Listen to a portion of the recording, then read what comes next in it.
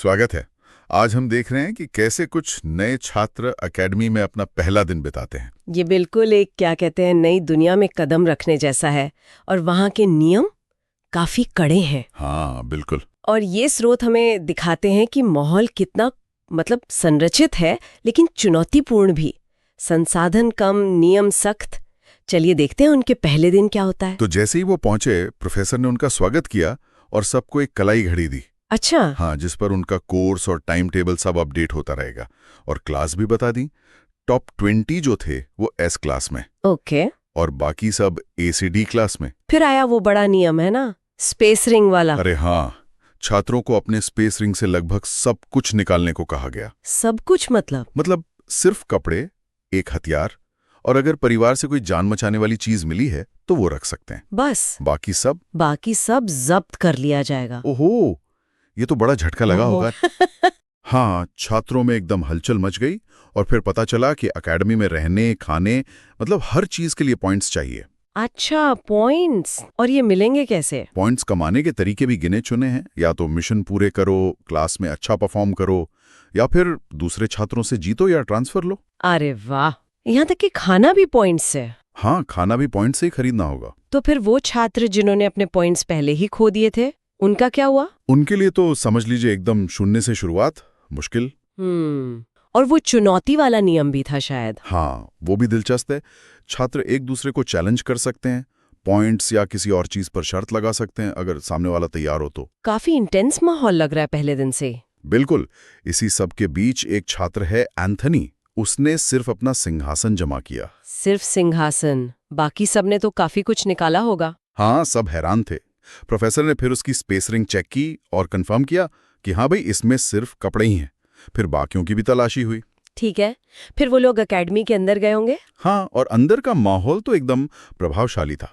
ऊंची ऊंची इमारतें। और सुना है मानव घनत्व भी बाहर से ज्यादा था। हाँ, काफी ज्यादा।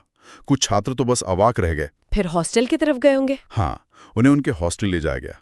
वहां एक और नियम पता चला। एक और नियम? हाँ, कि क्लास अटेंड करना जरूरी नहीं है। अरे, ये कैसा नियम है? लेकिन अगर गैर हाजिर हुए तो कम से कम 100 पॉइंट्स का जुर्माना लगेगा। अच्छा, तो मतलब आजादी है पर कीमत चुकानी पड़ेगी। बिल्कुल। और प्रोफेसर चाहे तो ये जुर्माना 1000 पॉइंट्स तक बढ़ा सकते हैं। बाप रे। हाँ, इस बीच वो टॉप 10 छात्र जो एंथनी से पॉइंट्स हार गए थे, वो उसे घूर रहे थे। बदला लेने का सोच रहे होंगे शायद।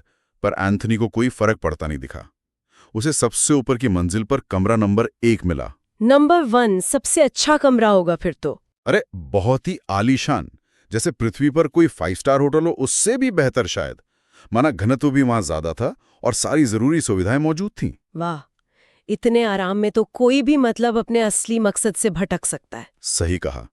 खैर, एंथनी नहाया, खाया और फिर उसे उस आदमी का ख्याल आया जिसने उसे शाप दिया था। अच्छा, दुश्मन का ख्याल। हाँ, और उसने सोचा इंतजार क्यों करना, बदला अभी लेना चाहिए। तुरंत उसने अपनी एक खास शक्ति इस्तेमाल की, पॉइजन बॉडी। पॉइजन बॉडी, उससे क्या किया? उसने एक जहर बनाया।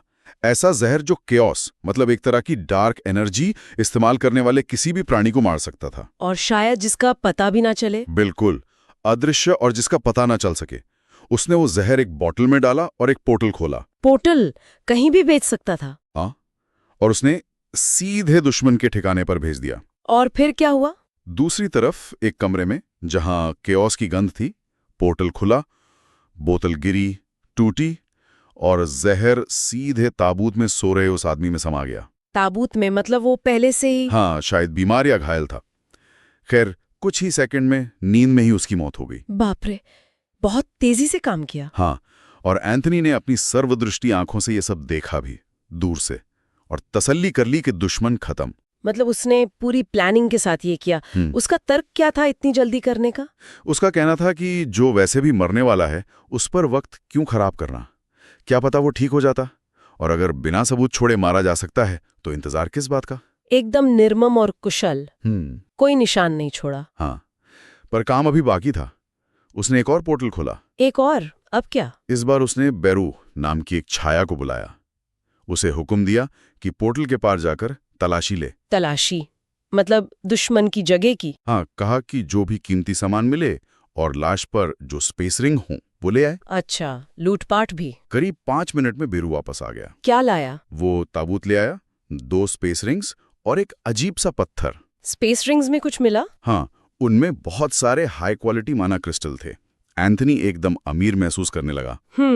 माना क्रिस्टल तो बहुत काम के होते होंगे। हाँ, फिर उसने अपनी एक और शक्ति इस्तेमाल की, जानकारी की अथॉरिटी। उस पत्थर पर। उस अजीब पत्थर पर? क्या पता चला? ज्यादा कुछ नहीं, बस इतना कि उसके अंदर कोई फल जैसा है। शायद उसकी अथॉरिटी का लेवल अभी कम था। ओके, तो उसने वो पत्थर और क्रिस्टल रख लिए। हाँ, अपनी इन्वेंट्री में। वैसे वो सिस्टम से भी क्रिस्टल ले सकता था, पर अपनी खर्च सीमा बचाना चाहता था। समझदारी। और फिर वो खुशी खुशी सो गया। पहला दिन काफी घटनापूर्ण रहा उसके लिए। बिल्कुल। तो ये हिस्सा हमें एकेडमी के माहौल, उसके नियमों, वो पॉइंट्स वाली अर्थव्यवस्था और छात्रों के बीच की शुरुआती डायनेमिक्स की एक साफ तस्वीर देता है। हाँ, और साथ ही एंथोनी का चरित्र भी सामने आता है। वो कितना निर्मम और प्रभावी है अपने लक्ष्य हासिल करने में। बदला लेने में जरा भी संकोच नहीं। सही। और ये एक सोचने वाली बात भी छोड़ जाता है ना, कि जब हर चीज कमानी पड़े, नियम इतने सख्त हों, तो ये छात्रों की नैतिकता पर, उनके आपसी रिश्तों पर कैसा असर डालेगा? क्या इससे सहयोग पनपेगा या फिर बस एक क्रूर प्रतिस्पर्धा?